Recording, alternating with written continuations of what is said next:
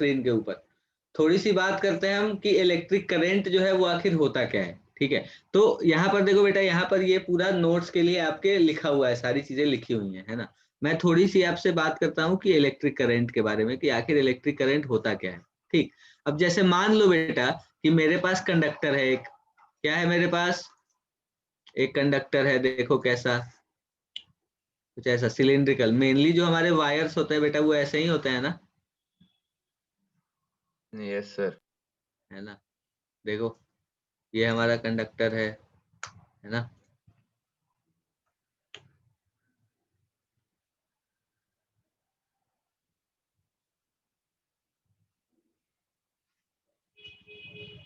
है ना, देखो तो ये एक कंडक्टर है मान लो, है ना। नॉर्मली आप ऐसे समझ लो कि ये कंडक्टर है ना।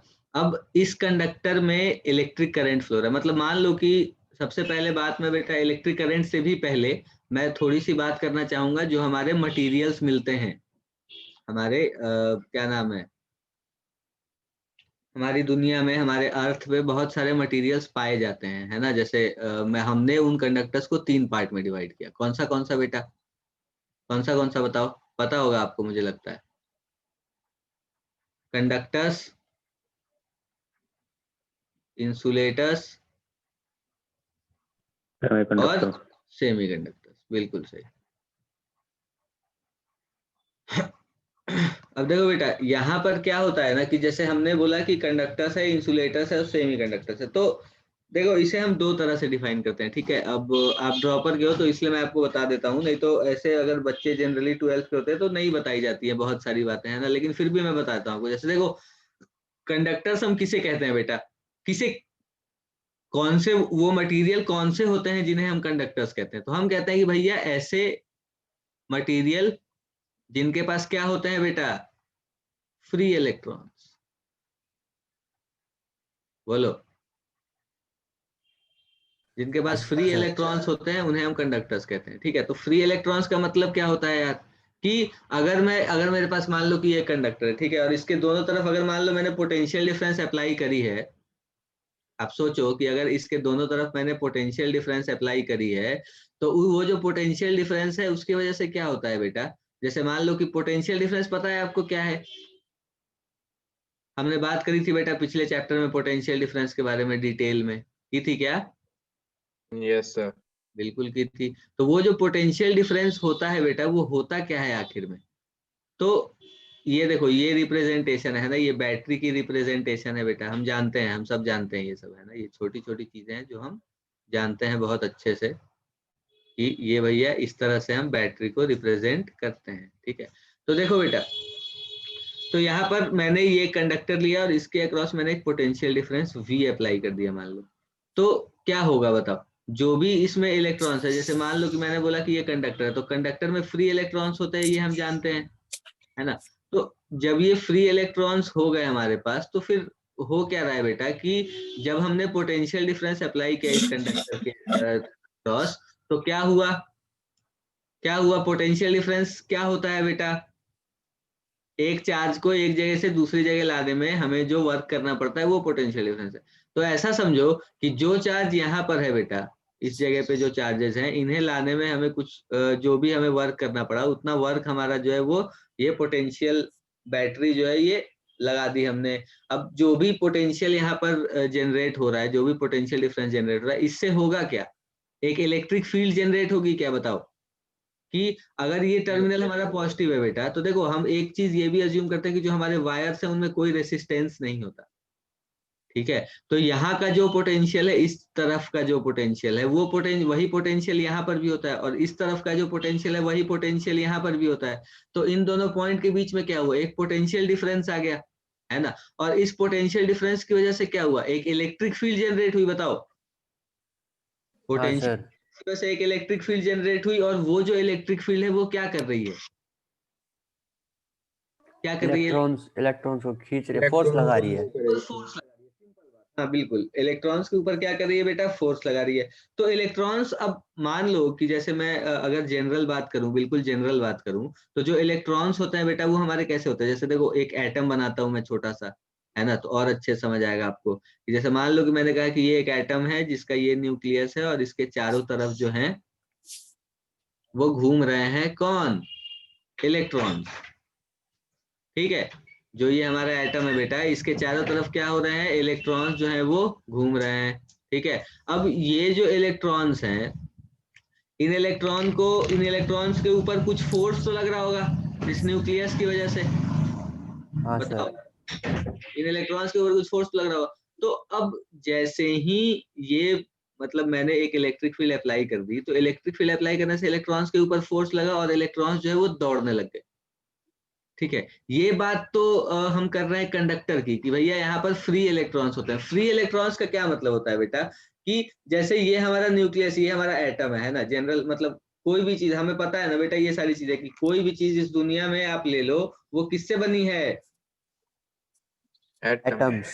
एटम से बनी है, बिल्कुल सही। तो एटम से बनी है भैया, तो न्यूक्लियस होगा उसमें।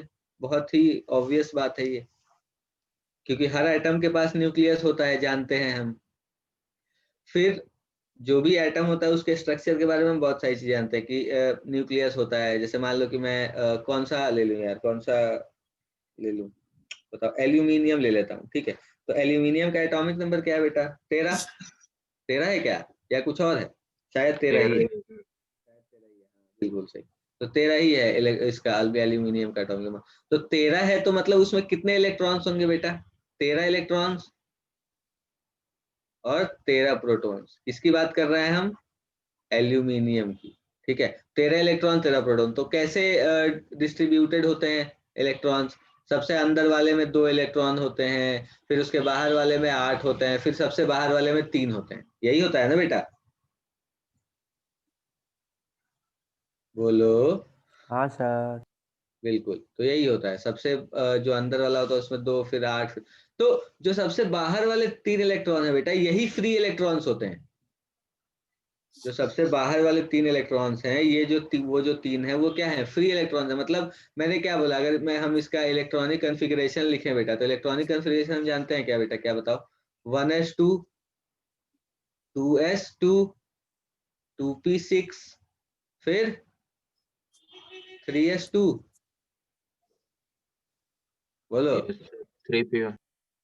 तो 3p1। तो 3 के p के बाद कौन सा आता है? 3d या 4s? 4s। शानदार, बहुत अच्छे बेटा। चलो, आपको ये सब बातें पता है, बहुत अच्छी बात है। तो देखो, मैंने क्या बोला कि बेटा यहाँ पर क्या हो रहा है, कि देखो जो अंदर वाला जो हमारा ऑर्बिटल है, एस, एस, फिर पी, तो ये जो तीनों ऑर्बिटल है, इसमें तो इलेक्ट्रॉन्स हैं। ठीक है, और वो बहुत स्ट्रांगली बाउंडेड है न्यूक्लियस की वजह से। समझ रहे हो मेरी बात? कि एक्चुअल में बेटा देखो, ये जो घूम रहा होता है, आपने पढ़ा भी होगा ये सब, कि ये जो इलेक्ट्रॉन्स घूम रहे हैं, ये किस वजह से घूम रहे हैं बेटा? ये न्यूक्लियस इसके ऊपर फोर्स लगा रहा था, सेंट्रीपिटल फोर्स, जिसकी वजह से ये घूम रहे हैं। हाँ सर। तो ये इसका मतलब यही हुआ ना बेटा, कि न्यूक्लियस ने फोर्स लगा के रखा हुआ है भैया इलेक्ट्रॉन्स के ऊपर। तो अगर मैं भी इलेक्ट्रॉन्स के ऊपर फोर्स लगा रहा हूं, तो मतलब मेरा जो फोर्स है, मतलब आप ऐसे सोचो कि अगर मैं इलेक्ट्रॉन्स के ऊपर फोर्स लगा रहा हूँ, या फिर ऐसा सोचो आप कि मैंने पोटेंशियल डिफरेंस अप्लाई कर दिया है कंडक्टर में, तो इस कंडक्टर के अंदर जो है वो बहुत सारे एटम्स होंगे, और उस बहुत सारे एटम्स में इलेक्ट्रॉन्स होंगे। तो अगर हम कंडक्टर की बात करते हैं बेटा, तो कंडक्टर में फ्री इलेक्ट्रॉन्स होते हैं। फ्री इलेक्ट्रॉन्स कौन से होते हैं? जो सबसे बाहर वाला जो हमारा ऑर्बिट होता है, बाहर वाला जो शेल होता है, उस शेल में जो इलेक्ट्रॉन्स होते हैं, उन्हें ही हम फ्री इलेक्ट्रॉन्स कहते हैं, है ना? वही फ्री इलेक्ट्रॉन्स होते हैं। तो जब हम इलेक्ट्रिक फील्ड अप्लाई करते हैं, या फिर मैं ये कहूँ कि जब हम पोटेंशियल डिफरेंस अप्लाई करते हैं, तो एक्चुअली में हम अप्लाई क्या कर रहे हैं? इलेक्ट्रिक फील्ड ही तो अप्लाई कर रहे हैं। तो वो वाला जो फोर्स होता है बेटा, वो फोर्स इलेक्ट्रॉन्स के ऊपर लगता है, और इलेक्ट्रॉन्स जो है वो दौड़ना शुरू कर देते हैं। ठीक है, तो आपके मन में फिर एक और सवाल आएगा, कि ऐसा है क्या कि यहाँ पर जो इलेक्ट्रॉन होगा वो यहाँ तक पहुंच जाएगा, यहाँ पर जो इलेक्ट्रॉन है वो यहाँ तक पहुंच जाएगा? तो हम ये कहते हैं बेटा, कि जो भी फ्री इलेक्ट्रॉन्स होते हैं ना, वो इसी लैटिस के बीच में रहते हैं। मतलब ये जो लैटिस बना रखी है ना हमने, ये मतलब जो भी हमारा सिलेंडर है, इसके अंदर लैटिस स्ट्रक्चर होता है एटम्स का। एटम्स किस तरह से अरेंज हैं ये होता है ना? पता होगा आपको कि कुछ जगह खाली होती है, कुछ जगह पे एटम्स होते हैं। सॉलिड स्टेट में आपने ये भी पढ़ा होगा बेटा, पढ़ा है क्या? अलग अलग तरह के स्ट्रक्चर्स, हाँ सर। नहीं है सर, ना? सॉलिड स्टेट नहीं पढ़ा। सॉलिड स्टेट नहीं पढ़ा क्या बात कर रहा है यार? सीबीएसई सिलेबस में है नहीं सर, वो हटा दिया था। अच्छा, हटा दिया था। फिर तो खैर क्या ही बोले मैं, लेकिन चलो फिर भी ठीक है, हम यहाँ समझने की कोशिश करते हैं। थोड़ा बहुत पता है मतलब। थोड़ा बहुत पता है ना, हाँ तो बस थोड़े बहुत की बात है, मतलब ऐसे ऐसे कह रहा हूँ मैं कि जो लैटिस स्ट्रक्चर होता है बेटा, उसके अंदर एटम होते हैं ना, लैटिस तो वही होता है कि यस एक सर। है ना, उसके अंदर एटम्स होते हैं, नॉर्मल सी बात ये है बस, है ना, बस इतनी ही बात बतानी मुझे कि लैटिस होता है, उसके अंदर एटम्स होते हैं। तो यहाँ पर क्या हो रहा है कि जो इलेक्ट्रॉन्स मूव करते हैं बेटा, वो अपने सरफेस बाउंड्री के अंदर रहते हैं। सरफेस बाउंड्री के अंदर मतलब समझ रहे हो तुम कि अगर तुमने ये वाला वायर यूज किया है ना, तो तो इसके इसके अंदर अंदर ही रहेंगे सर। रहेंगे। हाँ, इसके हाँ, पार्ट ही इसके नहीं अंदर ही रहेंगे, रहेंगे। सरफेस बाउंड्री के अंदर ही रहेंगे इलेक्ट्रॉन, बिल्कुल सही। तो मैंने क्या बोला कि जो कंडक्टर्स होता है उसमें फ्री इलेक्ट्रॉन्स होते हैं, हमने पोटेंशियल डिफरेंस अप्लाई कर दिया तो ये दौड़ने लग गया। ठीक है, तो दौड़ने लग गया तो हमने क्या कहा कि चलो इलेक्ट्रॉन जो है वो करंट जो है वो फ्लो हो रहा है। ठीक है, यस सर। तो जो करंट होता है बेटा, उसके लिए अगर मैं बात करूं आपसे तो होता ये है ना कि जैसे अगर मान लो कि मुझे इलेक्ट्रिक करंट की बात करनी है ना, मुझे करंट निकालना है, तो करंट क्या होता है कि मैंने बोला कि जैसे मान लो कि मैं एक कोई क्रॉस सेक्शन यहाँ अज्यूम कर रहा हूँ, ठीक है, छोटा सा क्रॉस, ठीक है, ये छोटा सा क्रॉस सेक्शन मैंने अज्यूम किया। अब जो करंट होता है बेटा, वो ये होता है कि भैया I इज इक्वल टू हम लिखते हैं delta Q upon delta T. ये कौन सा करंट होगा बेटा, ये एवरेज करंट होगा। ये कौन सा करंट होगा, एवरेज करंट, कि delta Q upon delta T. Delta Q का मतलब क्या है बेटा, जितना चार्ज वहां से गुजरा है। जितना चार्ज वहां से गुजरा और जितना समय लगा उन चार्ज को गुजरने में, वही इलेक्ट्रिक करंट होगा। तो हाँ Yes, सर। sir. हम इलेक्ट्रिक करंट को पता है क्या कह देते हैं, हम कह देते हैं इलेक्ट्रिक करंट है भैया rate of flow of charge. Rate of flow of charge through a cross section. समझ रहे हो बेटा क्या बोला मैंने, इलेक्ट्रिक करंट को rate of flow of charge through a cross section जो होता है उसे हम क्या कहते हैं, उसे हम कहते हैं करंट। ठीक है, नॉर्मल सी बात कि करंट क्या है भैया, तो करंट जो है वो है rate of flow of charge through a cross section is known as electric current. अच्छा, तो देखो ये तो एवरेज करंट है कि मान लो कि 10 सेकेंड में मान लो मैंने कहा कि 20 कूलम चार्ज फ्लो हो गया, है ना, इस किसी भी एरिया से, तो उस समय पर जो हम करंट कहेंगे वो कितना कहेंगे बेटा, चार्ज कितना फ्लो हुआ 20 कूलम, और टाइम कितना लगा 10 सेकेंड, करंट कितना हो गया 2, हाँ सर। है ना। तो यही सिंपल सी बात यही है, अगर आपको करंट को डिफाइन करना है तो आप ऐसे ही कहोगे कि अगर हमारे पास कोई भी एक क्रॉस सेक्शन है और इस क्रॉस सेक्शन से अगर ये क्या नाम है चार्ज अगर पास हो रहा है, तो कितना यूनिट टाइम में कितना चार्ज पास हो रहा है ये हमें देखना पड़ता है, तो वो हम इलेक्ट्रिक करंट कहते हैं। तो ये हमने कह दिया कि एवरेज करंट है ये। ठीक है, अब एक और चीज होती है बेटा जिसे हम कहते हैं इंस्टेंटेनियस करंट। सुना है क्या नाम आपने पहले, सुना हाँ ही सर। होगा। हाँ सर, सुना है। बिल्कुल, इंस्टेंटेनियस करंट क्या होता है बेटा, इसमें आप लिमिट यूज कर लेते हैं हम, है ना, limit delta T tends to 0 delta Q upon delta T. तो यस अब ये सर। जो हमारा delta Q upon delta T है बेटा, देखो limit delta T tends to 0, तो डेल्टा टी टेंड्स टू 0 मतलब क्या, जो टाइम इंटरवल है वो हम बहुत छोटा ले रहे हैं, almost negligible time. Yes almost sir. Negligible time ये ले रहे हैं। लेकिन उस नेग्लिजिबल टाइम में मैं ये भी कह सकता हूँ कि बिल्कुल नेग्लिजिबल चार्ज पास हुआ होगा, बहुत कम चार्ज पास हुआ होगा, ये यस सर। हाँ, लेकिन ये जो रेशियो होगा ये तो बेटा वैसा नहीं होगा ना, मतलब ये वाला जो रेशियो, रेशो तो करंट के बराबर होगा सर। रेशियो तो करंट के बराबर होगा, बिल्कुल सही। मैं ये कह रहा हूँ कि जैसे मान लो डेल्टा टी बहुत छोटा है ना, डेल्टा टी बहुत छोटा है मतलब मान लो मैंने कहा 0.0000 ऐसे कुछ, ये बहुत छोटा टाइम इंटरवल है बेटा, देखो, है ना। तो इतने टाइम में जो चार्ज भी पास हुआ होगा वो भी तो बहुत कम ही पास हुआ होगा बेटा, क्या लगता है तुम्हें, यस सर। इतना कूलम मान लेता हूं मैं थोड़ी देर के लिए। हाँ सर। तो वक्त समय इतना गुजरा, टाइम सॉरी चार्ज इतना छोटा पास हुआ, लेकिन इन दोनों का जो रेशियो देखो बेटा, डेल्टा टी भी बहुत छोटा है, डेल्टा क्यू भी बहुत छोटा है, लेकिन इनका रेशियो तो बहुत छोटा नहीं है ना, सर 2 है रेशो तो। रेशियो तो 2 है, देखो रेशियो तो बड़ा है फिर। Yes sir. तो इसीलिए अब हम क्या करते हैं, जो इंस्टेंटेनियस करंट होता है बेटा उसे delta Q upon delta T की जगह, अब जब ये डेल्टा टी बहुत छोटा हो जाता है तो इसे हम D Q upon D T लिख सकते यस सर। हैं, है ना। तो जो इंस्टेंटेनियस करंट है हमारा वो क्या बन जाता है बताओ, डी क्यू अपॉन, dt। बिल्कुल। तो सिंपल सी हम ये बात कर लेते हैं कि जो हमारा इंस्टेंटेनियस करंट होता है वो क्या होता है, dq/dt। और मेनली बेटा हम इसी के बारे में बात करेंगे, है ना। और हम ये भी होता है कि जो हमारा करंट है वो क्या होता है, कांस्टेंट होता है ना मोस्ट ऑफ द टाइम्स। या फिर हम ये कहते हैं कि मैक्सिमम, देखो बेटा यहाँ जो हम बात कर रहे हैं वो किसकी बात कर रहे हैं, डीसी करंट की बात कर रहे हैं ना, डायरेक्ट करंट की बात कर रहे हैं, डीसी की बात कर रहे हैं। तो डायरेक्ट करंट हमारा जो होता है वो कांस्टेंट ही होता है जनरली, ठीक है, वो बदलता नहीं है बिल्कुल भी। तो इसीलिए हम ये dq/dt लिख लेते हैं इंस्टेंटेनियस करंट को, और मोस्टली हम जो यूज करते हैं वो dq/dt यूज करते हैं, इंस्टेंटेनियस करंट यूज करते हैं। क्योंकि इंस्टेंटेनियस करंट और एवरेज करंट हमारी जो एनालिसिस है उसके लिए इंस्टेंटेनियस करंट और कौन सा करंट बेटा, एवरेज करंट, दोनों सेम ही होती है ऑलमोस्ट। ऑलमोस्ट क्या मतलब, सेम ही आप मान सकते हो, ठीक है। क्योंकि हमारे पास जो सप्लाई होती है वो डीसी सप्लाई होती है ना। तो डीसी सप्लाई से क्या होता है, ये कांस्टेंट पोटेंशियल डिफरेंस अप्लाई होता है कंडक्टर के क्रॉस, है ना, हाँ सर।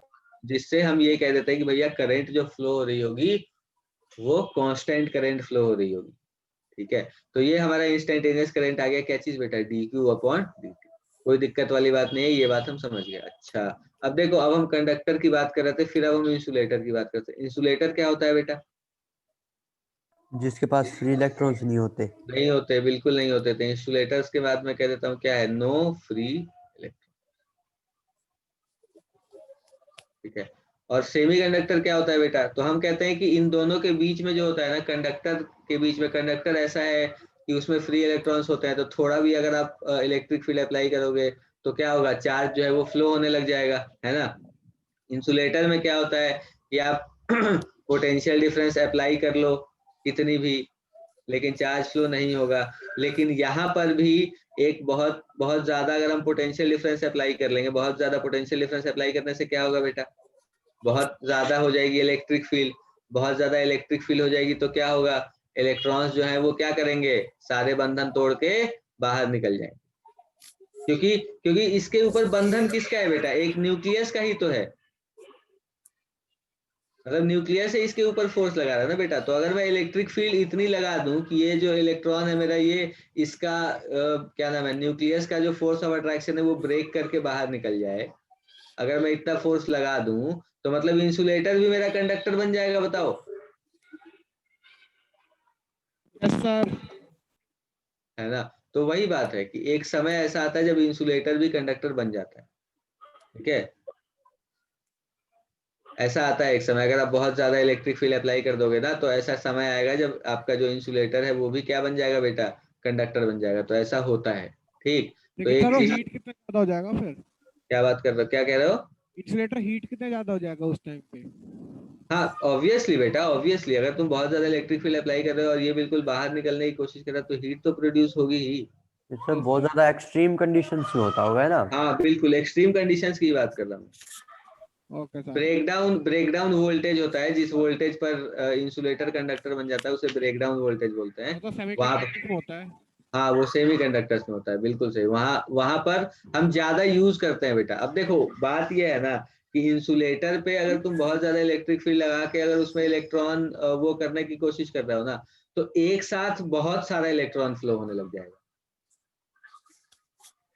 एक साथ बहुत सारा इलेक्ट्रॉन फ्लो होने लग जाएगा, जिससे होता ये है कि अब जब एक साथ बहुत सारा इलेक्ट्रॉन फ्लो होने लग जाता है ना बेटा, तो बहुत हीट भी प्रोड्यूस होती है, यस सर। बहुत हीट भी प्रोड्यूस होती है। और इंसुलेटर के अंदर हीट ट्रांसफर की एबिलिटी बहुत कम होती है ना बेटा। हाँ हीट सर। ट्रांसफर बहुत बहुत देर से करता है वो। तो यस बहुत सर। देर से करता है तो फिर वो हीट उसमें ही रह जाएगी। तो कई बार क्या होता है कि जो हमारा मटेरियल वगैरह है वो क्या बोलते हैं, मेल्ट खराब हो वगैरह हो जाता है जाता है। सर। क्योंकि हाँ खराब हो जाता है, मतलब ऐसे आप कह दो कि बहुत ज्यादा हीट हो जाएगी ना तो वो बहुत गर्म हो जाएगा, फिर मेल्ट भी हो जाता है। क्योंकि कंडक्टर की ये भी तो प्रॉपर्टी होती है कि वो हीट को ट्रांसफर भी बहुत जल्दी जल्दी करता है ना। कि वो गर्म भी हो रहा है तो सराउंडिंग को जल्दी जल्दी हीट ट्रांसफर कर दे रहा है, तो इतना ज्यादा गर्मी उसे खुद महसूस नहीं हो रही है। लेकिन इंसुलेटर में ऐसा नहीं होगा, इंसुलेटर में खुद उसे बहुत ज्यादा गर्मी महसूस होगी, जिससे मतलब ऐसा होता है कई बार कि वो मेल्ट भी हो सकती है चीजें। जैसे आपने देखा होगा कंडक्टर भी मेल्ट हो जाता है। कंडक्टर भी कई बार जब कहीं पर बहुत ज्यादा करंट फ्लो होने लग जाता है, बहुत ज्यादा, तो मेल्ट हो जाते हैं वायर और फिर वो टूट जाते हैं ना। ऐसा होता है बेटा, देखा है आपने कभी। सुना है? हाँ सर देखा है। हाँ, तो ऐसे ही होता है बेटा, तो यही चीजें हैं, है ना। तो देखो मैं वही कह रहा हूँ आपको कि कंडक्टर इंसुलेटर हो गया हमारा, free electron no free electron. Semiconductor क्या है बेटा? सेमी कंडक्टर में हम कहते हैं कि इसमें फ्री इलेक्ट्रॉन नहीं है। सेमी कंडक्टर्स को हम एक अलग तरीके से डिफाइन करते हैं, ठीक है, कि हमारे पास एक कंडक्शन बैंड है, एक वैलेंस बैंड है। वैलेंस बैंड में इलेक्ट्रॉन्स रहते हैं, उन्हें कंडक्शन बैंड में जाने के लिए कुछ एनर्जी चाहिए होती है। वो एनर्जी अगर हम प्रोवाइड कर दें तो वो चला जाता है। जैसे देखो मैंने क्या बोला, एक हमारा वैलेंस बैंड होता है बेटा और एक कंडक्शन बैंड होता है। सेमी कंडक्टर्स के लिए बात कर रहे हैं, ठीक है। तो देखो एक ही हमारा हो गया वैलेंस बैंड हो गया, और ऊपर वाला हो गया हमारा कंडक्शन बैंड। वैलेंस बैंड क्या होता है, कंडक्शन बैंड क्या होता है? तो भैया अगर यहाँ पर वैलेंस बैंड का मतलब है कि वैलेंस इलेक्ट्रॉन्स को कितने हैं, ठीक है, ये वैलेंस बैंड का मतलब। तो वैलेंस बैंड में जो इलेक्ट्रॉन्स होते हैं ना, और कंडक्शन बैंड में जो इलेक्ट्रॉन्स होते हैं, कंडक्शन बैंड में जो इलेक्ट्रॉन्स होते हैं वो इलेक्ट्रिसिटी कंडक्ट करवाते हैं बेटा। कि अगर आप पोटेंशियल डिफरेंस अप्लाई करोगे तो अगर कोई इलेक्ट्रॉन कंडक्शन बैंड में, तो वो इलेक्ट्रॉन जो है वो मूव करने लग जाएगा, है ना, मतलब उस पर फोर्स लगेगा और वो चला जाएगा, करंट को कॉन्स्टिट्यूट कर लेगा, ठीक है। तो सेमीकंडक्टर में क्या होता है कि ये वैलेंस बैंड और कंडक्शन बैंड के बीच की दूरी जो है वो थोड़ी सी होती है ना। और वही अगर आप कंडक्टर और इंसुलेटर की बात करो तो कंडक्टर में वैलेंस बैंड और कंडक्शन बैंड बिल्कुल ओवरलैप कर रहे होते हैं बेटा, ठीक है। कि मतलब आप ऐसा समझो कि जो वैलेंस बैंड में इलेक्ट्रॉन्स है, वैलेंस बैंड मतलब वैलेंस इलेक्ट्रॉन्स, है ना। वैलेंस इलेक्ट्रॉन्स तो समझते हो ना बेटा? हाँ सर। हाँ सर। बिल्कुल, ओके। तो वैलेंस बैंड और कंडक्शन बैंड, तो वैलेंस बैंड में जो इलेक्ट्रॉन्स होते हैं वो वैलेंस इलेक्ट्रॉन्स होते हैं, मतलब सबसे बाहर वाली ऑर्बिट के इलेक्ट्रॉन्स। तो कंडक्टर्स के लिए क्या होता है बेटा कि वैलेंस बैंड और कंडक्शन बैंड जो है वो ओवरलैपिंग होता है, ठीक है। तो इसका मतलब यही हुआ ना कि सारे इलेक्ट्रॉन्स फ्री हैं। इंसुलेटर्स में क्या होता है कि ये डिफरेंस बहुत ज्यादा होता है, ठीक है, ये वाला जो डिफरेंस होता है ये बहुत ज्यादा होता है। और सेमीकंडक्टर्स में ये वाला जो डिफरेंस है ये कम होता है, मतलब कंडक्टर और इंसुलेटर के बीच का होता है। कंडक्टर में तो कोई डिफरेंस ही नहीं है, ओवरलैपिंग है कंडक्शन। अब ऐसे हो जाता है, ये कंडक्शन बैंड है और यही वैलेंस बैंड भी, ठीक है, यही वैलेंस बैंड कह देते हैं, इसे ही कंडक्शन बैंड। मतलब जो इलेक्ट्रॉन वैलेंस बैंड में वो समझ लो कंडक्शन बैंड में भी, है ना। तो ये इसके पास पूरे फ्री इलेक्ट्रॉन्स है, तो ये अपना कंडक्ट करता है इलेक्ट्रिसिटी बहुत प्यार से। इंसुलेटर में क्या होता है कि ये वाला जो डिफरेंस है ये बहुत ज्यादा होता है ना। और सेमीकंडक्टर्स में ये वाला जो डिफरेंस होता है बेटा ये बहुत कम होता है। बहुत कम मतलब थोड़ा ही, कि थोड़ी सी भी अगर इसे एनर्जी ज्यादा दे दी जाए तो ये जंप कर जाएगा। तो मेनली जो सेमीकंडक्टर्स होता है ना बेटा, उसे हम यूज पता है किस लिए करते हैं? सेमीकंडक्टर्स का इस्तेमाल हमारे पास होता है कि हम सेमीकंडक्टर्स को ये कह दें कि भैया कंट्रोल्ड फ्लो ऑफ इलेक्ट्रॉन्स के लिए हम यूज करते हैं, ठीक है। बात समझ आई बेटा सबको? यहाँ तक कोई दिक्कत है तो बताओ मुझे, बताओ बेटा। आ गई सर। पूरी पूरी आगे सर बात समझ समझ आई ना में। सबको? देखो बेटा, हमने यहाँ पर कुछ पैरामीटर्स डिफाइन कर दिए बेटा। हमने यहाँ पर क्या किया, कुछ पैरामीटर्स डिफाइन कर दिए, ठीक है। कौन से? तो एक तो हमने डिफाइन किया एन। क्या डिफाइन किया बेटा? एन। एन क्या है?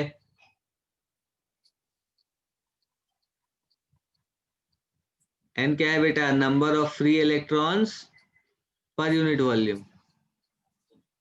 अब देखो आपको ज्यादातर जगह पे पता है क्या लिखा हुआ मिलेगा आपको? ये लिखा हुआ मिलेगा कि एन जो है वो नंबर ऑफ चार्ज पार्टिकल्स पर यूनिट वॉल्यूम,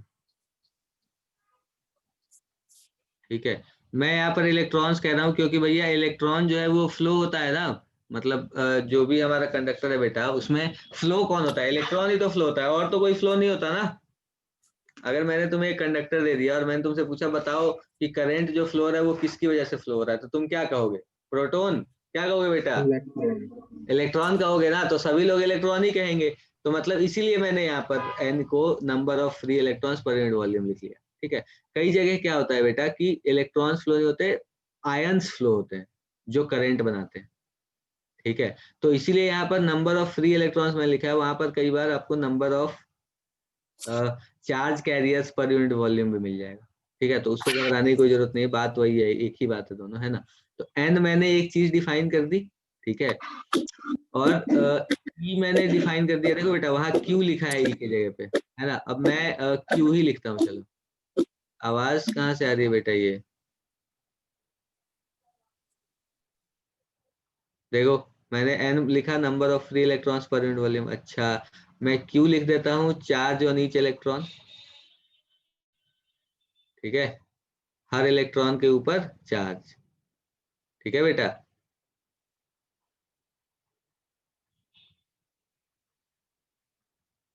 ठीक है, और क्या क्या पैरामीटर्स है? ए मैं कह देता हूँ एरिया ऑफ क्रॉस सेक्शन है।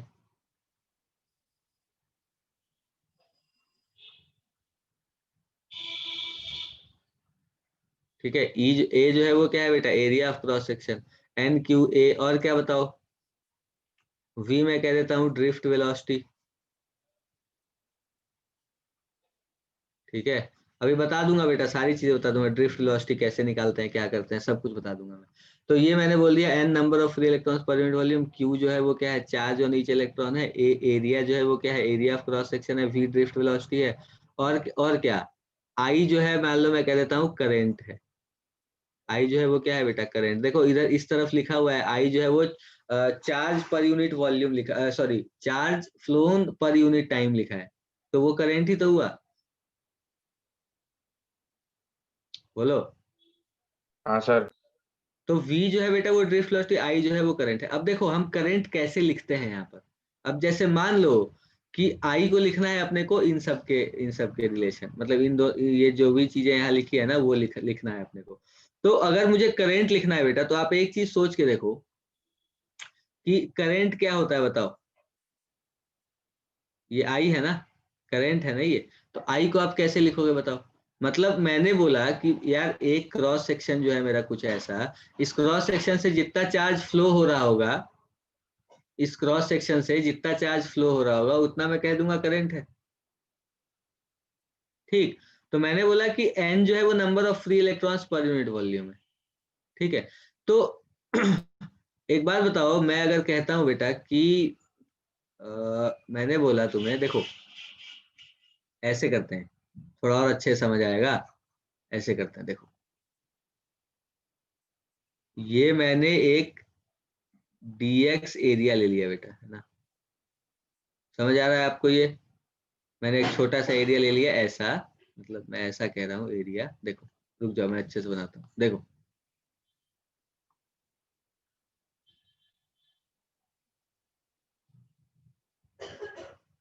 ऐसा।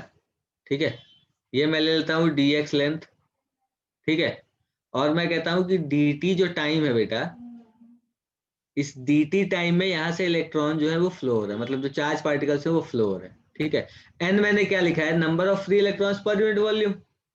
बोलो, n मैंने क्या लिखा? Number of free electrons per unit volume. तो मुझे ये निकालना है कि ये जो dx लेंथ है बेटा, ये dx लेंथ है। एरिया ऑफ क्रॉस सेक्शन मैंने a कह दी, देखो a है ना, area of cross section a है। ठीक है, तो ये वाला जो हमारा एरिया है बेटा, इस एरिया में से, इस एरिया से कितने इलेक्ट्रॉन फ्लो हो जाएंगे?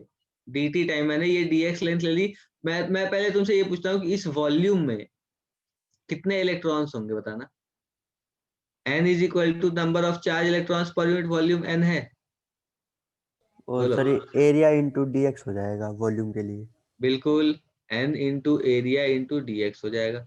ये हमारा क्या हो गया? चार्ज, जितना number charge, of charge number of particle. Charge particles जो फ्लो हो रहा है। और मैंने ये भी कहा कि ये dt टाइम में फ्लो हो जा रहा है। मैंने ये भी बोला कि ये dt टाइम में फ्लो हो जा रहा है। ठीक है, तो n इंटू ए इंटू डी एक्स क्या हो गया बेटा? Number of electrons. हाँ सर। और इलेक्ट्रॉन्स के ऊपर ये हमारा हो गया, देखो ये मैं लिख देता हूँ, ये मेरा हो गया नंबर ऑफ इलेक्ट्रॉन्स, या फिर नंबर ऑफ चार्ज कैरियर्स कह देता हूँ। ठीक है, अब कितना चार्ज फ्लो हो रहा है बेटा? तो क्यू टू एन से ए डी मल्टीप्लाई कर एक्स, देंगे। Q N A D X charge flow हो रहा है हाँ सर। कितने समय में? dt। dt time. तो मेरे पास क्या बना, बताओ सर ये क्या dx बना बाई ये? dt ड्रिफ्ट वेलोसिटी हो जाएगी। बिल्कुल ड्रिफ्ट वेलोसिटी हो जाएगी। मतलब मैं तुमसे ये पूछ रहा हूँ कि ये बना क्या? ये जो मैंने लिखा है ये चार्ज है ना बेटा, ऊपर में लिखा charge, charge upon charge time, flowing current पर करंट हो यूनिट है। गया। तो क्या ये करंट हो करंट गया। हो गया? बताओ। हाँ बिल्कुल सही, करंट हो गया ये। तो करंट को हमने क्या लिख लिया, देखो करंट को हमने लिख लिया I is equal to N। अब Q को बेटा मैं E लिख लेता हूँ, क्योंकि E चार्ज है ना इलेक्ट्रॉन के ऊपर, और A एरिया को A ही लिख देता हूँ, और dx अपॉन dt को मैं VD लिख देता हूँ। तो जो मेरा करंट आया वो क्या है बेटा, NEAVD। N क्या है, E क्या है, A क्या है, VD क्या है, ये सब हम जानते हैं, हाँ सर। और I भी जानते हैं। हाँ यस सर। सर। तो बिल्कुल, तो ये एक चीज हो गई बेटा जिसे हम कहते हैं क्या चीज, करंट। करंट। ठीक है, ड्रिफ्ट करंट और ड्रिफ्ट वेलोसिटी के बीच का ये रिलेशन है। ठीक है, अब थोड़ा मैं आपको ड्रिफ्ट वेलोसिटी निकालना भी बता दूंगा अभी थोड़ी देर में। अब इसमें एक और चीज इसने लिखी है जिसे हम कहते हैं क्या चीज बेटा, करंट डेंसिटी, है ना। करंट डेंसिटी की बात करते हैं। देखो यहाँ भी आई को NQVA लिखा हुआ है, देखो, है ना। तो यही चीज मैं आपको सिखा भी रहा था। ठीक है, अब देखो करंट हो गई, वेलोसिटी हो गई, अब करंट डेंसिटी की बात करते हैं बेटा। करंट डेंसिटी क्या है,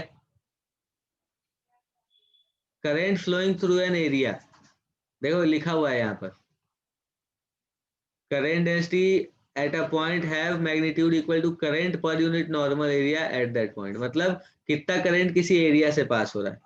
ठीक है, तो अगर मुझे यहाँ पर करंट डेंसिटी लिखनी है बेटा J, तो करंट डेंसिटी J मैं कैसे लिखूंगा बताना, I अपॉन A लिखते आई हैं क्या, बाई ए। तो ये क्या हो जाएगा बताओ, N into E NEVD। Into VD। हाँ सर। ठीक है, तो जो ये जो करंट डेंसिटी होती है बेटा, ये वेक्टर क्वांटिटी होती है, तो ये ड्रिफ्ट वेलोसिटी के डायरेक्शन में होती है। ठीक है, वेक्टर क्वांटिटी कहते हैं इसे हम, ये एक वेक्टर क्वांटिटी है। ठीक है, तो इसलिए ये ड्रिफ्ट वेलोसिटी के डायरेक्शन में इसे हम मानते हैं, क्योंकि n तो number of electrons per unit volume ही है, E चार्ज ही है, तो वेक्टर तो बस यही है ना। तो इसलिए हम J को जो है वो NEVD लिख देते हैं। ठीक है, समझ आ रही है बात यहाँ तक, किसी को कोई परेशानी है तो बताओ। नो सर, आ गए समझ। आ गया समझ में, बहुत अच्छी बात है। अब बेटा एक और फॉर्मूला है यहाँ पे ड्रिफ्ट वेलोसिटी का। किसका, ड्रिफ्ट वेलोसिटी का एक और फॉर्मूला है हमारे पास। वो क्या है मैं बताता हूँ अभी आपको, कैसे निकालते हैं ये भी बताता हूँ। यहाँ पर भी कुछ पैरामीटर्स यूज होंगे, है ना, जो हमें पता होने चाहिए। देखो बेटा, अभी जो हम पढ़ रहे हैं ये बिल्कुल इलेक्ट्रिक करंट का बिल्कुल बेसिक्स है। ठीक है, देखो ये, ठीक है, मूवमेंट ऑफ इलेक्ट्रॉन्स यहाँ पर है, यहाँ relation between I and V है, ये रेसिस्टेंस आ गया, डिपेंडेंस आ गया, चलो ठीक है। देखो बेटा, यहाँ पर मैं आपको कुछ चीजें बताता हूँ, है ना, जैसे रिलैक्सेशन टाइम वगैरह, ये सब, ये सारी चीजें अभी बात करते हैं थोड़ी सी। देखो मैं थोड़ा ड्रिफ्ट वेलोसिटी का भी फॉर्मूला वो करना चाहता हूँ, है ना, ड्रिफ्ट वेलोसिटी का भी फॉर्मूला डिराइव करना चाहता हूँ। तो देखो क्या है मैंने आपको बोला कि बेटा मेरे पास एक ये ऐसा वो है कंडक्टर, क्या है बेटा, एक कंडक्टर है मेरे पास ऐसा कुछ, है ना। देखो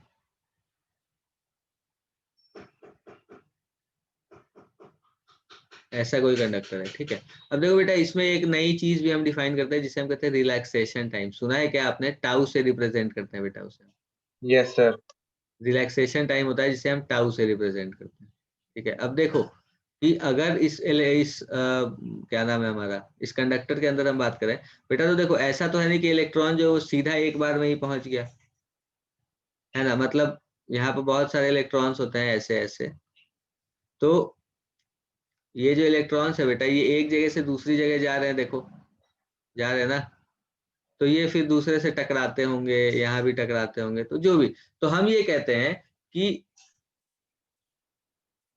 हाँ बिल्कुल, बिल्कुल सही बेटा, जो ये रिलैक्सेशन टाइम है ये कहा जाता है टाइम बिटवीन टू कोलिजन। जैसे मान लो कि जो इलेक्ट्रॉन है वो पहले यहाँ टकराया और फिर यहाँ टकराया, तो इन दोनों के बीच में जो उसे समय लगेगा ना, इन दोनों के बीच में जो उसे समय लगेगा वो क्या कहलाएगा, वो कहलाएगा रिलैक्सेशन टाइम। Relaxation time. बिल्कुल, मतलब जितना देर इलेक्ट्रॉन रिलैक्स रह पाता है बिना टकराए किसी से, वो रिलैक्सेशन टाइम है सिंपली।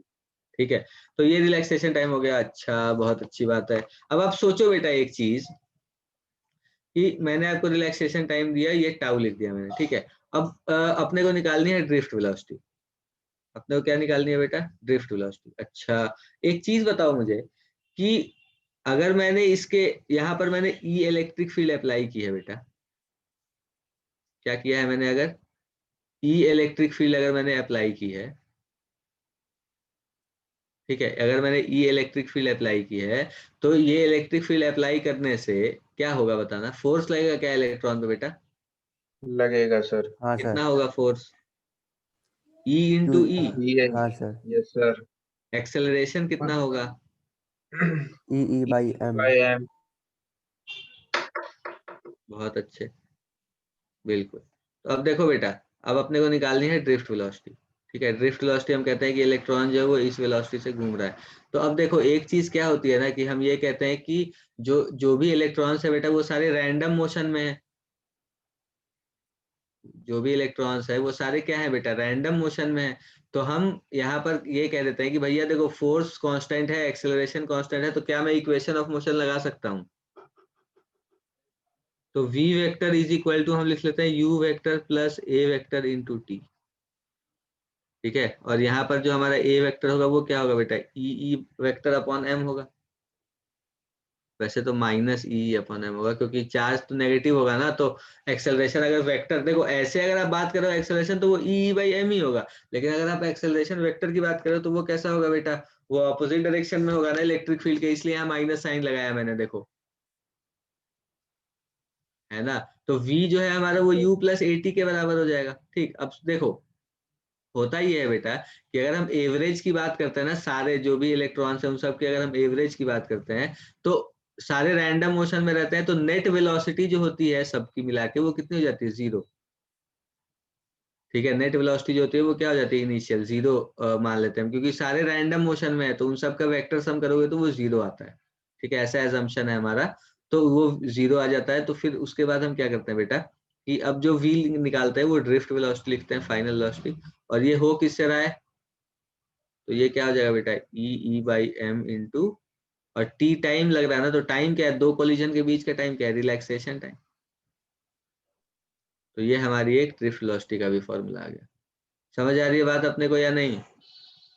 आ रही है हाँ सर। सर। ओके, तो ये हमारे पास एक ड्रिफ्ट वेलोसिटी का भी फॉर्मूला आ गया, और ये सारी चीजें हमने कर ली है ना बेटा। देखो ये सब ठीक है, कोई दिक्कत वाली चीज नहीं है ना। और बाकी ये नोट्स है बेटा, एक बार पढ़ लेना। ठीक है, जो भी चीजें यहाँ लिखी है वो पढ़ लेना। ठीक है, कुछ बहुत खास चीज है नहीं, क्रांतिकारी, बस नॉर्मल है ना। अब देखो, अब थोड़ा v और i के बीच का रिलेशन देखते हैं बेटा। ठीक है, v और i के बीच का रिलेशन देखते हैं। v क्या है, देखो ये वही लिखा हुआ है, देखो बेटा यहाँ पर ये सारी चीजें इसने लिखी हुई हैं। ठीक है, कि जो average displacement of electron along the wire with two successive collision होता है, ये इसे बेटा आपने काइनेटिक थ्योरी ऑफ गैसेस पढ़ी है क्या? पढ़ी हाँ होगी सर। 11th में। तो उसमें यही होता था ना कि दो जो कोलिजन होता है, वो दो कोलिजन मतलब के सक्सेस के बीच का जो डिस्टेंस होता है इसे आप मीन फ्री पाथ कहते हैं। यही सारी चीजें यहाँ पर भी लिखी हैं। ठीक है, और फिर इसने ये भी लिखा है कि जैसे टेम्परेचर बढ़ता है रिलैक्सेशन टाइम जो है वो कम हो जाता है। मतलब अगर आप टेम्परेचर बढ़ा दोगे कंडक्टर का तो क्या होगा बेटा, ये भी हम जानते हैं। अगर आप कंडक्टर का टेम्परेचर बढ़ा दोगे तो क्या होगा, सोचो क्या होगा बेटा कंडक्टर का अगर आप बढ़ा दोगे टेम्परेचर तो? सर काइनेटिक एनर्जी इंक्रीज हो जाएगी, रिम की वेलोसिटी भी इंक्रीज होगी। बिल्कुल, तो मतलब फिर दो कोलिजन के बीच का समय कम हो जाएगा अगर वेलोसिटी बढ़ जाएगी तो। हाँ सर। अगर बिल्कुल, तो इसका मतलब रिलैक्सेशन टाइम कम हो गया।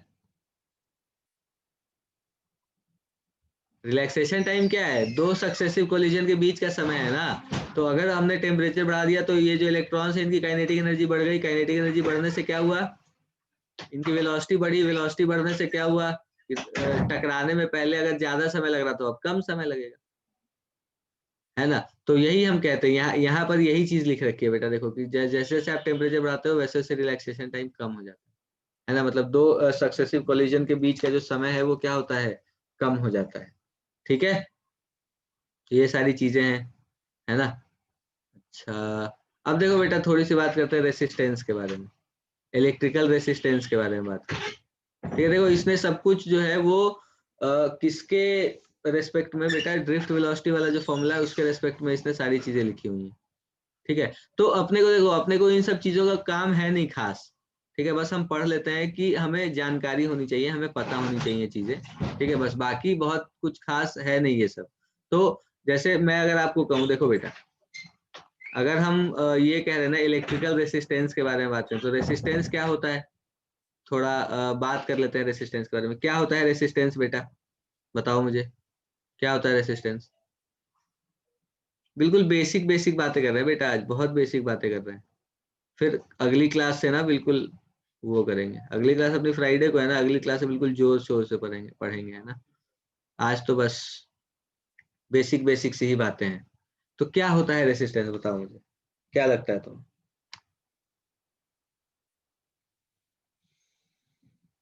रेसिस्टेंस को हिंदी में क्या कहते हैं बेटा, अवरोध? क्या कहते हैं हिंदी में, क्या कहते हैं? कोई है क्या बेटा यहाँ हिंदी मीडियम का, जो मतलब हिंदी मीडियम का नहीं, जो जानता भी हो कम से कम? हाँ सर, अवरोधी कहते हैं। अवरोधी कहते हैं ना, हाँ ठीक है। तो देखो, अब अवरोध, स्पीड ब्रेकर को क्या हम कहते हैं, गतिरोधक।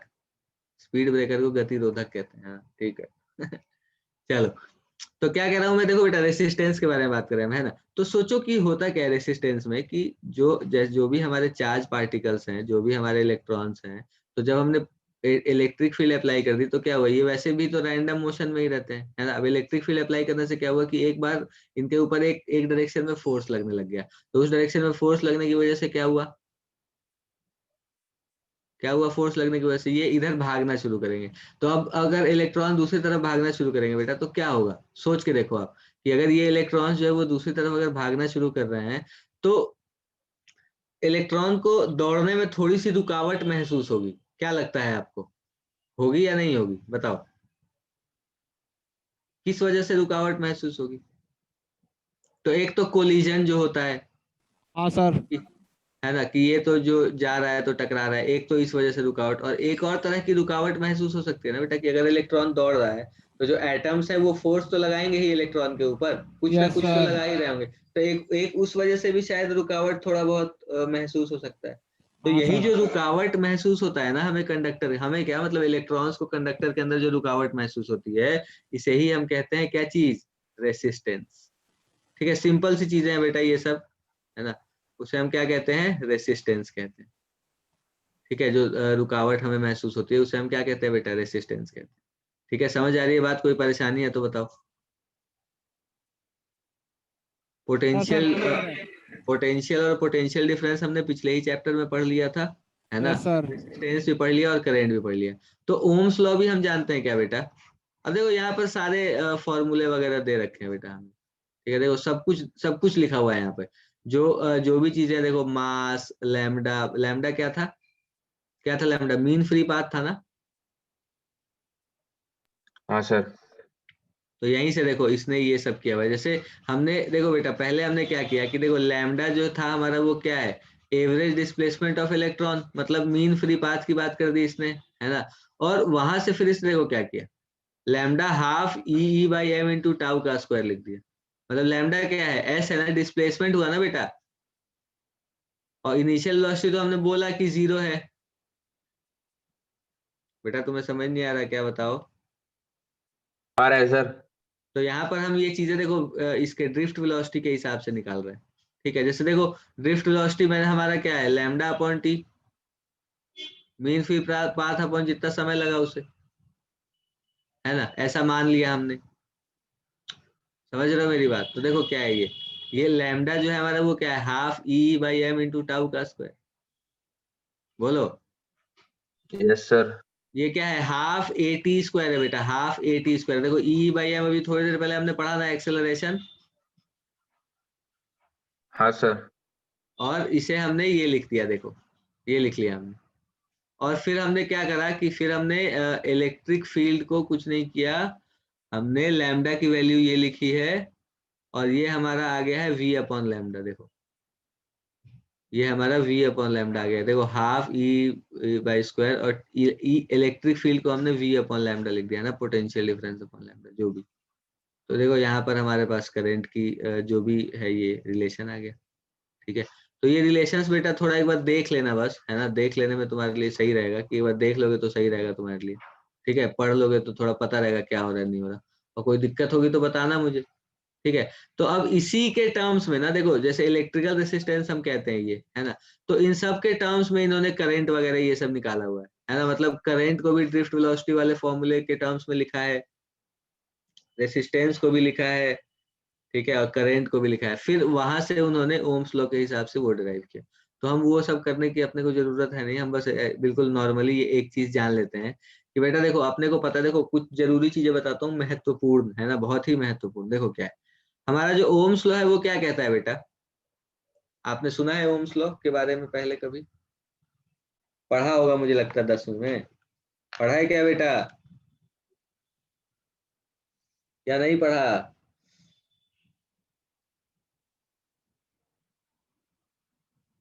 पढ़ा है सर। पढ़ लिया है। देखो क्या कहता है, हमें क्या कहता है बेटा ओम्स लॉ कि जो करंट होता है ना, current flowing through a conductor is directly proportional to potential difference, I proportional to V, ये हमारा ओम्स लॉ है, ठीक है। और इसे हम ऐसे भी लिख लेते हैं बेटा कि वी जो है हमारा वो प्रोपोर्शनल है आई, ठीक, बिल्कुल। और फिर इसके बाद हम क्या करते हैं बेटा, इस प्रोपोर्शनैलिटी साइन को क्या करते हैं, इक्वालिटी में चेंज करते हैं।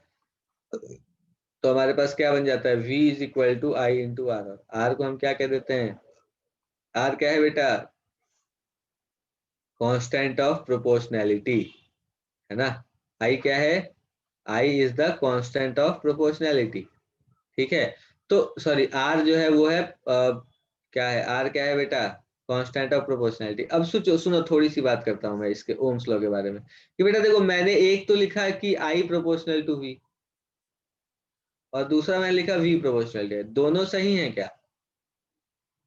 क्या लगता है तुम्हें, ये बताना पड़ेगा बेटा, बोलना पड़ेगा तभी फील आएगी, बताओ क्या लगता है तुम्हें, I proportional to V proportional to, दोनों सही है, कोई एक गलत है, क्या है, क्या लगता है तुम्हें?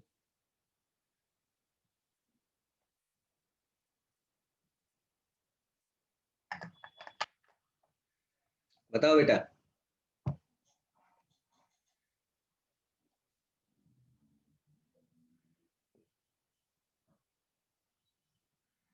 बोल नहीं रहे यार बेटा, बोलो, ये बात समझ आ रही है तुम्हें, नहीं आ रही है? मैंने तुमसे पूछा कि ओम्स लॉ का ओरिजिनल फॉर्म कौन सा, आई प्रोपोर्शनल टू वी या वी प्रोपोर्शनल टू आई?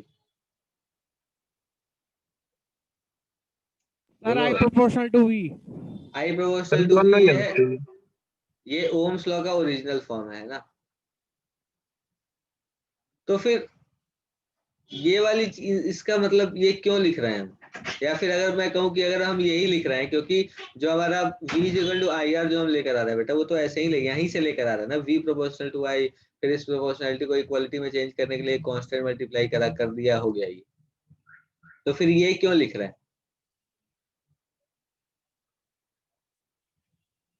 मेरा सवाल चमका नहीं तुम्हें, ऐसा लग रहा मुझे। सवाल समझ आया तुम्हें बेटा? आ गया सर। तो देखो मैं जवाब भी मैं ही बताता हूँ, कोई बात नहीं, अगर तुम्हें पता नहीं लग रहा तो सुनो मेरी बात, मैं बताता हूँ तुम्हें क्या कह रहा हूँ कि देखो बेटा, जो हमारा ओम्स लॉ है वो क्या है, आई प्रोपोर्शनल टू वी है। तो इसका मतलब जब भी आप ये वाली चीज देखते हो ना, प्रोपोर्शनैलिटी वाली, तो इसमें जो हमारा राइट हैंड साइड वाला होता है ना, ये इंडिपेंडेंट वेरिएबल होता है, और लेफ्ट साइड वाला जो होता है वो डिपेंडेंट वेरिएबल होता है, समझ रहे हो? जो करेंट है हमारा वो क्या है, डिपेंडेंट है ना, और पोटेंशियल डिफरेंस क्या है, इंडिपेंडेंट है। तो देखो बेटा बात यही है कि जब आप पोटेंशियल डिफरेंस अप्लाई करोगे तो करंट फ्लो होगा, अगर आप पोटेंशियल डिफरेंस अप्लाई नहीं करोगे,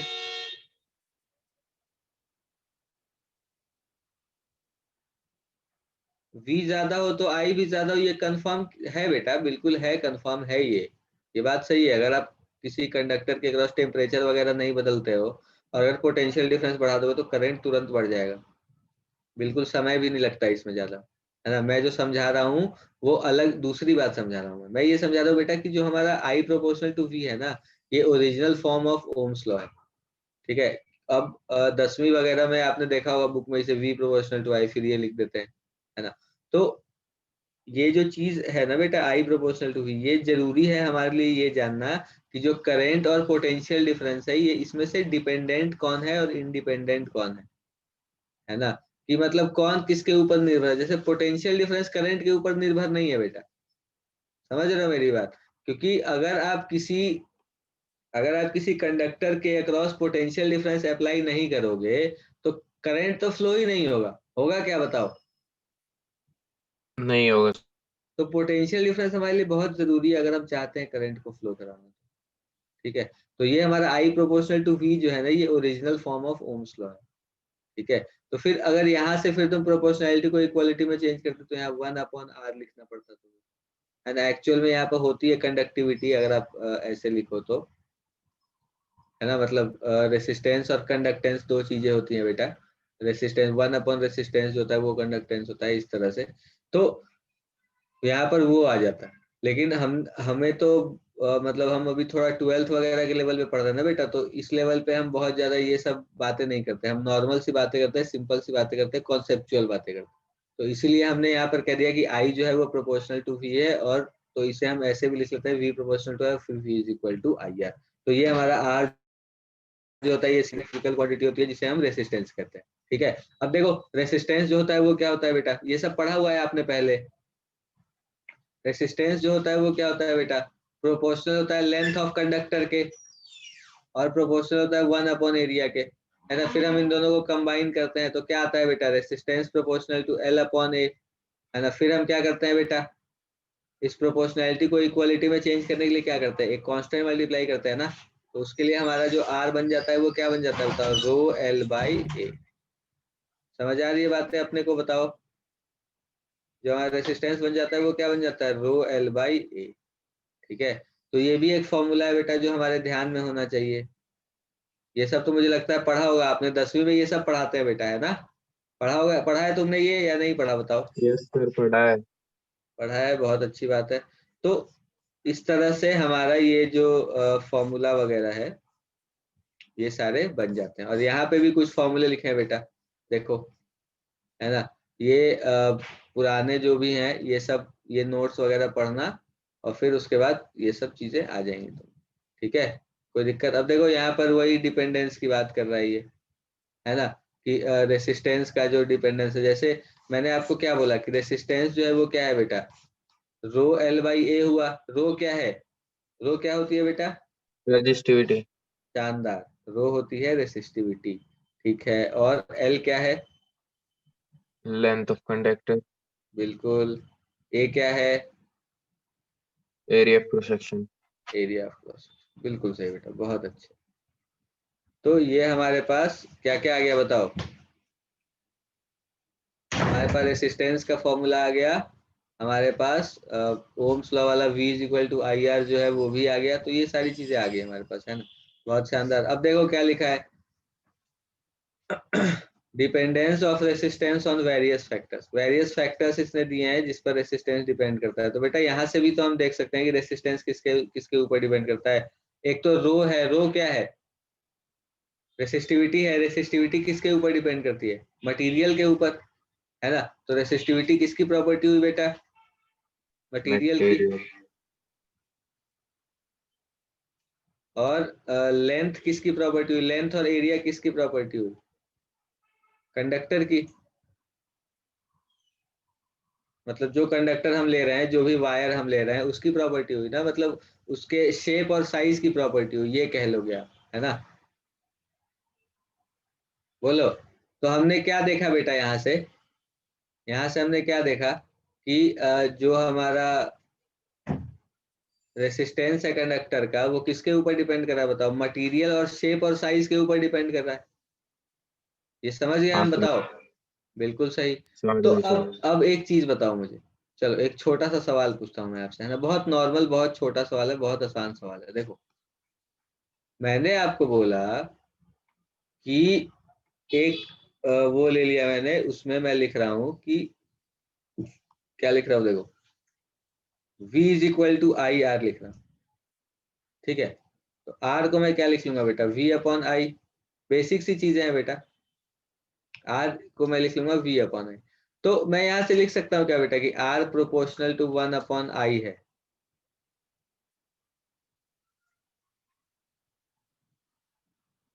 या फिर मैं ये कह सकता हूँ, एक तो ये तो कह ही सकता हूँ मैं, चलो, और एक मैं ये भी कह सकता हूँ कि R जो है V के प्रोपोर्शनल, देखो यहाँ फॉर्मूले से कह सकता हूँ ना मैं। तो अब मैं आपसे एक सवाल पूछता हूँ कि मान लो कि मैंने एक वो लिया, क्या लिया बेटा, एक सर्किट ली मैंने, ठीक है, और मैंने पोटेंशियल डिफरेंस को डबल कर दिया। पोटेंशियल डिफरेंस को मैंने क्या किया बेटा, डबल कर दिया। पोटेंशियल डिफरेंस को मैंने क्या किया, डबल कर दिया। तो पोटेंशियल डिफरेंस को डबल करने से क्या रेसिस्टेंस भी डबल हो जाएगा? देखो 4 ऑप्शन दे रहा हूं।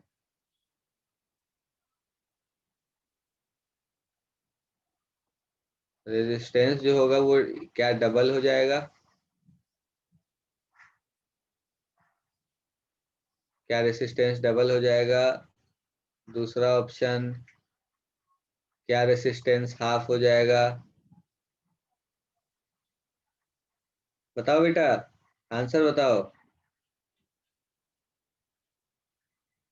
क्या होगा इसका आंसर? C part.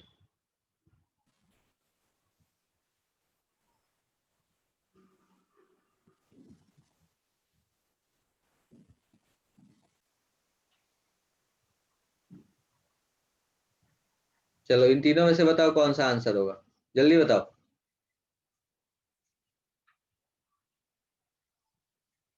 अरे बताओ, सी होगा सर। पक्का? ये होगा सर। क्या बात कर रहे हो यार, क्या बात कर रहे हो बेटा, ऐसे कैसे, ऐसे कैसे सी हो जाएगा, बताओ मुझे,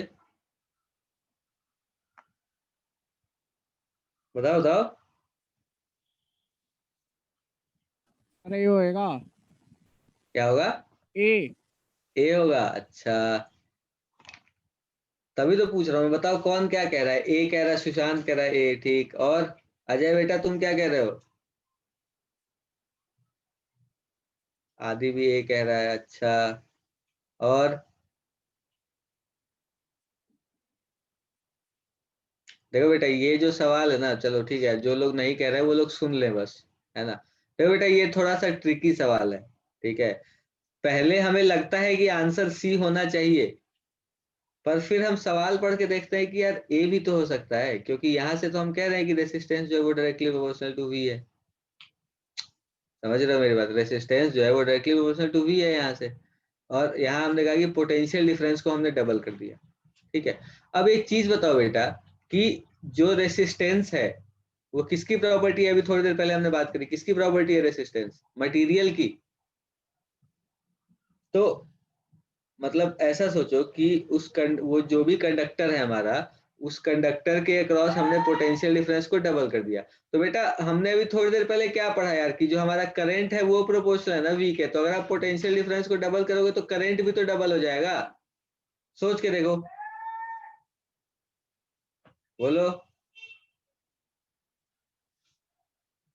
ये जो यहाँ पर चीज लिखी है बेटा, ये कंफ्यूज करने के लिए लिखी है हमें, कि R proportional to 1 by R proportional to V. R तो बेटा कंडक्टर की प्रॉपर्टी है, रेसिस्टेंस जो है वो किसकी प्रॉपर्टी है? कंडक्टर की प्रॉपर्टी है, ठीक है, कि वो जो कंडक्टर है उसकी शेप, साइज और मटेरियल, बस। पोटेंशियल डिफरेंस को आप कुछ भी कर रहे हो उससे कोई फर्क नहीं पड़ेगा रेसिस्टेंस के ऊपर।